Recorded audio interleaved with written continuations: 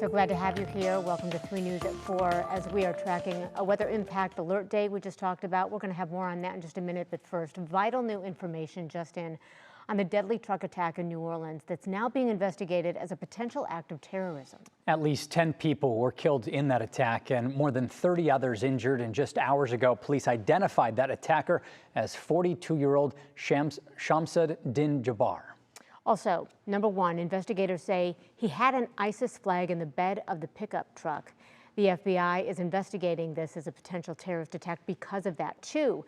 They say they do not believe he acted alone. They're asking for the public's help in identifying other suspicious behavior.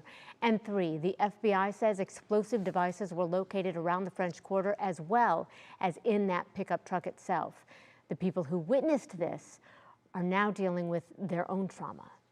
It all just happened so quickly, but the guy in the pickup truck just punched the gas and mowed over the barricade and hit a pedicab passengers. There were multiple cops on the corner. And there were just bodies and the screams. I mean, you can't think about, unhear that.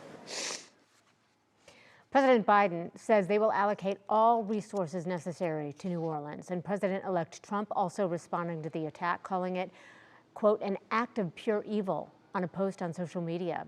President Biden has praised the response thus far by officers there in New Orleans. Well, and you can see some of that response here. EarthCam captured the moment police on Bourbon Street swung into action. You just saw it to respond to that incident. The crash happened just after 3 a.m. And you see them, they're standing around, keeping eyes on the crowd, and then they take off when we assume they get the call. And we have also learned the Sugar Bowl set for tonight in New Orleans has been postponed. That will now happen tomorrow. At 4:30, we're going to hear more from NBC's Dan Sheneman on where this investigation stands this afternoon and what comes next.